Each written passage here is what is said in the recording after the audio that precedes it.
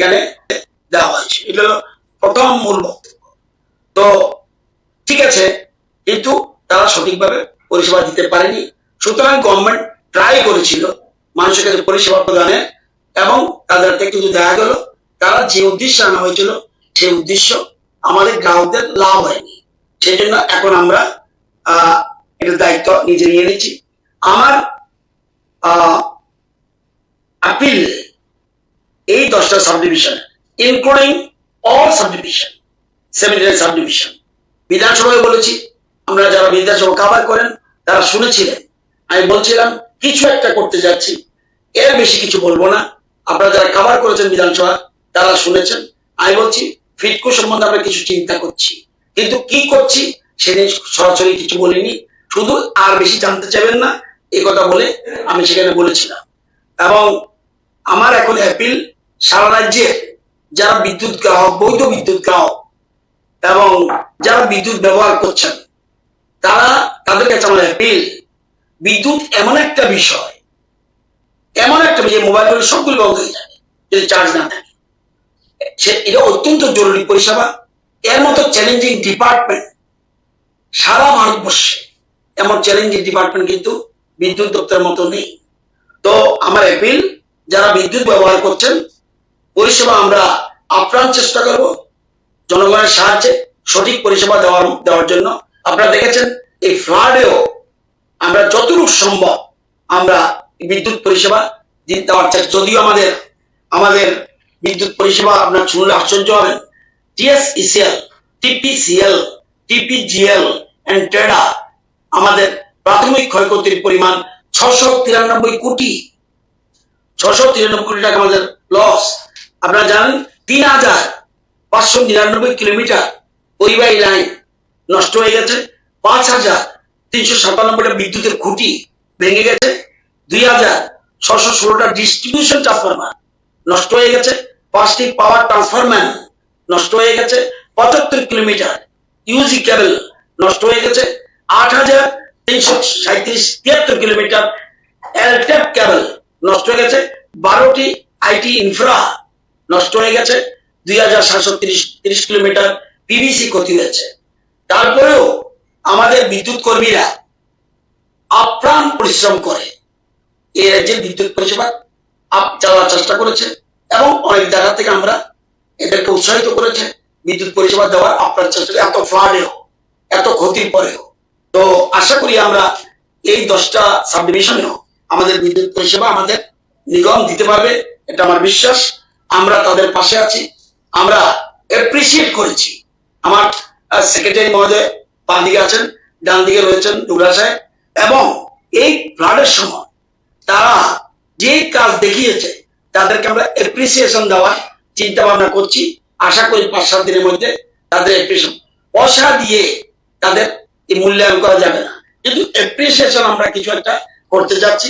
একদম গার্ড থেকে আরম্ভ করে টপ লেভেল জিএম পর্যন্ত আমরা সবাইকে অ্যাপ্রিসিয়েশন দেবো। ফ্লাডের সময় যেভাবে তারা কাজে এগিয়ে এসছেন তাদেরকে আমি আবারও ধন্যবাদ জানাচ্ছি।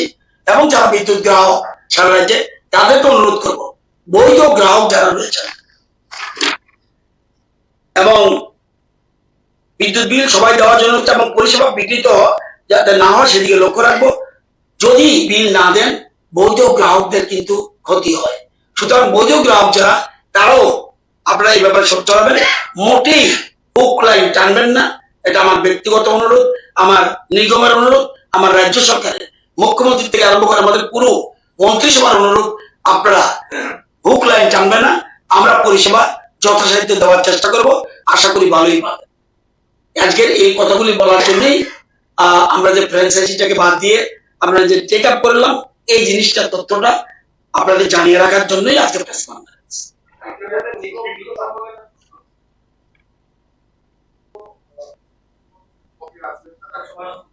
এটা সিস্টেম আছে, আমরা হিসাব করছি 12 টাকা পেন্ডিং আছে, 152 কোটি টাকার মতো পেন্ডিং আছে। এটার সিস্টেম আছে, আপনারা জানেন না বোধহয়, জানতেও পারেন। এটার জন্য এই পয়সা পেতে হলে এটা সিস্টেম আছে।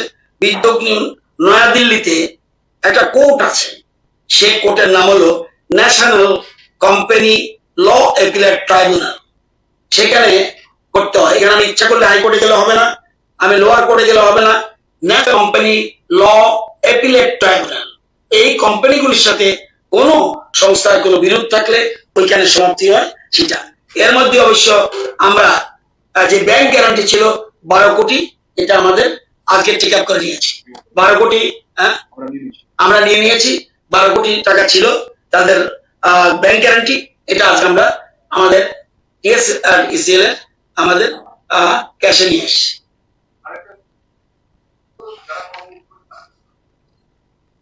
মোট 370 জনের মতো কর্মী, এবং এদের বেশিরভাগ অলমোস্ট অল, সামান্য একটা সংখ্যা ছাড়া 10-15 জন হতে পারে। প্রথম প্রশ্ন হলো 5-6 জন বাইরের লোক আছে, এটা তাদের দায়িত্ব আমরা নিতে পারবো না। এবং এখানে ত্রিপুরা রাজ্যের যারা আছে ম্যাক্সিমাম নিয়ে নিয়েছি, আর সামান্য রয়েছে। এগুলি টেকনিক্যাল পোস্ট, ইচ্ছা করলেও আমি কিছু করতে পারবো না।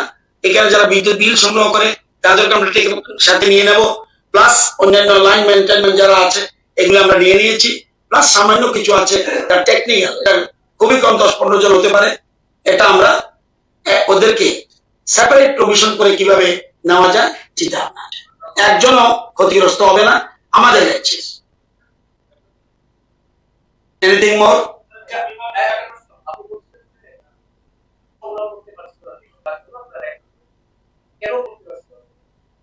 হ্যাঁ, জনগণের সচেতনতার অভাব আছে, আমাদের অভাব আছে।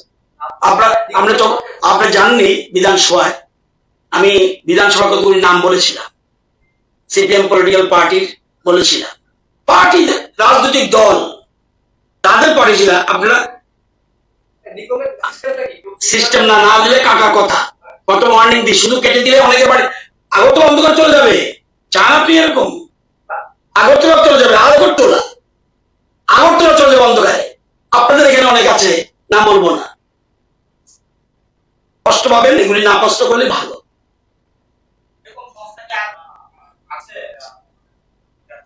কি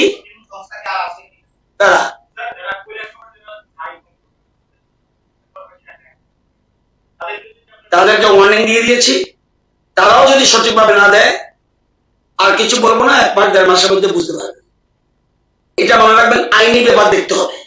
আমি স্কোপ দিয়েছি, যেমন এটা মার্চ মাসের লাস্ট স্কোপ দিয়েছি, এর আগেও নোটিশ দিয়েছি, কিন্তু মার্চ মাসের লাস্ট নোটিশ দিয়ে বলেছি ডেভেলপ করো, আদারওয়াইজ প্রবলেম।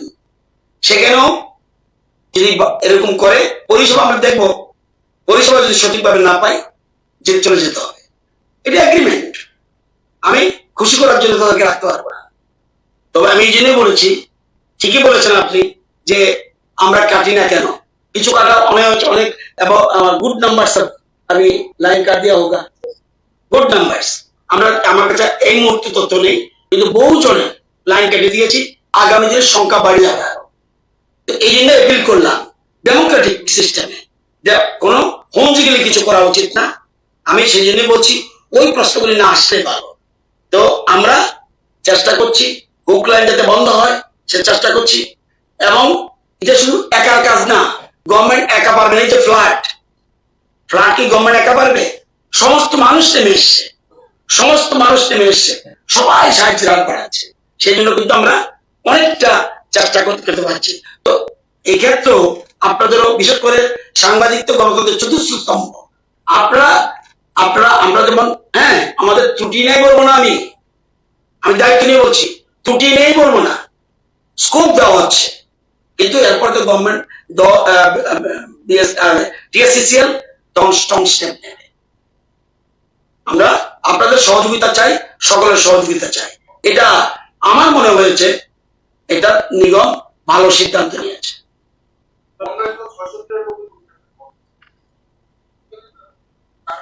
আমি আপনাকে বলছি, টিএসসিসিএল, টিপিসিএল, টিপিজিএল এন্ড ট্রেডা, এর মধ্যে মুখ্যমন্ত্রী 100 কোটি টাকা অলরেডি দিয়েছে, যদিও কম, কিন্তু 100 কোটি দিয়েছে। এবং মুখ্যমন্ত্রী আমি ধন্যবাদ জানাই যে বিদ্যুৎ পরিষেবা কত খারাপ হয়েছিল, মানে বিশেষ করে ফ্লাডের কারণে, উনি 100 কোটি দিয়েছে এবং উনি আশ্বস্ত করেছে আরো টাকার ব্যবস্থা হচ্ছে, আরো টাকার যোগান আসছে।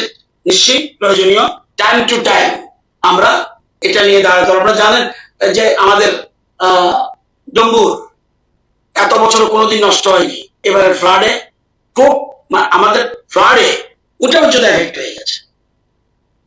তো আমরা চেষ্টা করছি তাদের ব্যবস্থা হবে। কিছুদিনের মধ্যে তো 100 কোটি টাকা দিয়েছে, সুতরাং ইন ফিউচার আমরা মনে করি আরো টাকার ব্যবস্থা হবে। সব জায়গায় না, ম্যাক্সিমাম জায়গায় 100%। এটাও তথ্য আমার মনে হয় আজকে আমাদের সেক্রেটারি সাহেব এটা নিয়ে ফ্লাড রিলেটেড বিদ্যুতের যা আছে প্রেস কনফারেন্স করবে, তখন একদম সঠিক তথ্য উনি দিয়ে দেবেন, আছে ওনার কাছে। এখন আর পিছন করে বলে লাভ নেই, শুধু আমি এই ব্যাপারটার জন্য বলেছি, এই জন্য আমি আপনারা এসছেন আজকে, ধন্যবাদ। বাকি যে প্রেস কনফারেন্স গুলি আছে ওগুলো তো একটা পর একটা শুরু হবে। 5টায় বোধহয় আছে টাইম, আমি 5টা 5 মিনিট আগেই আমি ফিনিশ করে দিলাম। পুরোপুরি প্রস্তুত। গত পূজার সময় আশা করি দেখেছেন কি খারাপ ছিল কিছু। এবার হ্যাঁ, পুজোর আগে ডিস্টার্ব হবে মাইকিং করে করে। ও আমরা যাকে টিএসসিসিএল আজকে যে টেক আপ করে নিল, টেক ওভার করে নিল, এর জন্য আমাদের প্রত্যেক জায়গায় লোক রয়েছে এবং আমরা জানি অ্যানাউন্স করছি, মাইকিং অ্যানাউন্স করেও বিদ্যুৎ নিগম যে টেক ওভার করলো এটাও লোকাল মানুষকে জানিয়ে দেওয়া হচ্ছে। আর এই পুজোর জন্য আমরা তৈরি হচ্ছে। মাঝে মাঝে দেখবেন একবেলা বা 1.5 বেলা লাইন বন্ধ থাকবে, এটা হলো ওই পুজোর জন্য তৈরি হচ্ছে। সব জায়গাতে এরকম পুজোর জন্য তৈরি হচ্ছে। পুজোর জন্য আমরা একটু স্পেশাল ড্রাইভ দিই।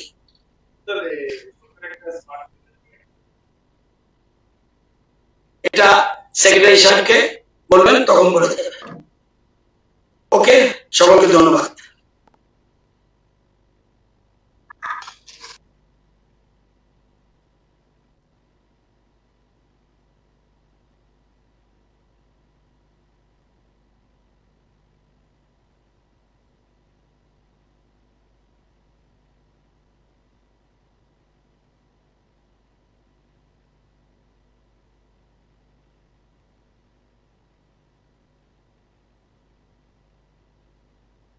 ওকে ডক্টর। কি হলো, এত টেনসড কেন? কিছু না, বাবার ওষুধ, মেডিকেল টেস্ট সব মিলিয়ে মেডিকেল এক্সপেন্সেস যা বাড়ছে তাতে মনে হয় স্যালারির পুরোটাই এতেই বেরিয়ে যাবে। শুধু